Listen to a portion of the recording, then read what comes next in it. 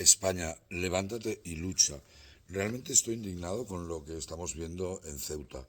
Yo he estado muchas veces en Marruecos y varias veces en Ceuta y creo que es lamentable lo que ha pasado. Que una masa de 50.000 personas invadan literalmente un país, desde luego hay algo que no funciona. Y más allá de las razones geopolíticas, geoestratégicas, hay un principio que es la defensa del territorio nacional de los ciudadanos que viven en Ceuta, ya sean cristianos o musulmanes, pero eso hay que respetarlo. Y además yo, que he trabajado mucho por el mundo, las relaciones internacionales se sostienen con un principio que es la simetría.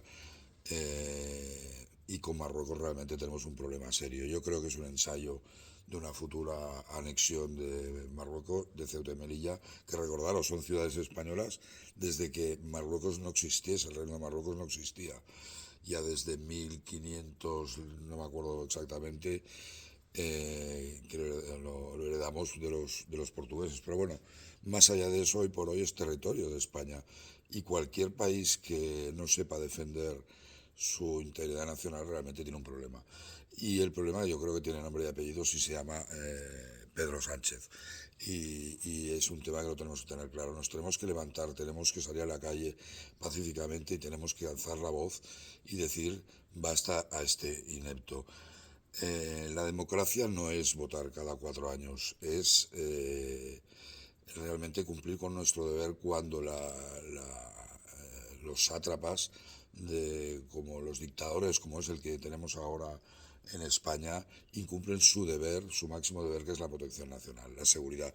Y además, yo ya sabéis que por mi actividad profesional en el pasado he tenido contacto directo con el terrorismo de la yihad, y no sabemos realmente cuántos yihadistas pueden entrar en una oleada de estas y además cuántos militares marroquíes pueden haber entrado.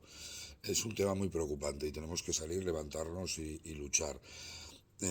Hay un verso del Bhagavad Gita en el que define a aquellos hombres que han nacido con la herencia diabólica, y os recomiendo que lo leáis ese capítulo porque le trata perfectamente quién es Pedro Sánchez. Más o menos te viene a decir que vienen aquí para destruir el mundo. Yo cuando entramos en el COVID, y ya dije que estamos entrando en un estado bolivariano y se ha cumplido, y no entiendo cómo España puede salir a celebrar, toda España, que ha sido precioso, el ganar la Copa del Mundo, pero no salgamos a la calle a exigir la dimisión tanto de Marlaska como de Pedro Sánchez. No, no me cabe en la cabeza. La democracia no es votar 4 años, es luchar por tus deberes. Y recordar que en el Bhagavad Gita, ese libro del que estoy enamorado, eh, cuando el Dharma, la religión, el camino de lo correcto y los principios están en peligro, pues que Dios, Vishnu, se encarga en Krishna para restaurar el Dharma. Y es ahí donde, cuando Arjuna tiene que luchar para defender el Dharma, entra en un estado de presión y no se atreve a actuar, y es ahí donde estamos.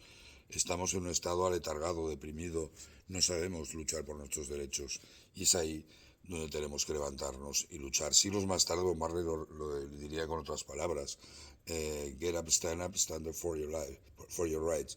Levántate y defiende tus derechos. Y si no queremos llegar al dualismo ese entre civilización o barbarie que hablaba el historiador Arnold Toynbee, tenemos que hablar alto, exigir responsabilidades y luchar. Y no olvidemos que no es la primera esta.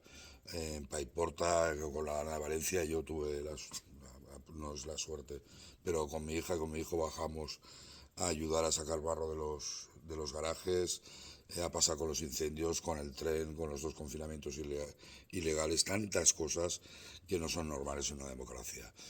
Y por supuesto la última regularización masiva. Así que salgamos a la calle de forma pacífica y exijamos que este señor dimita. Muchas gracias, Namaste.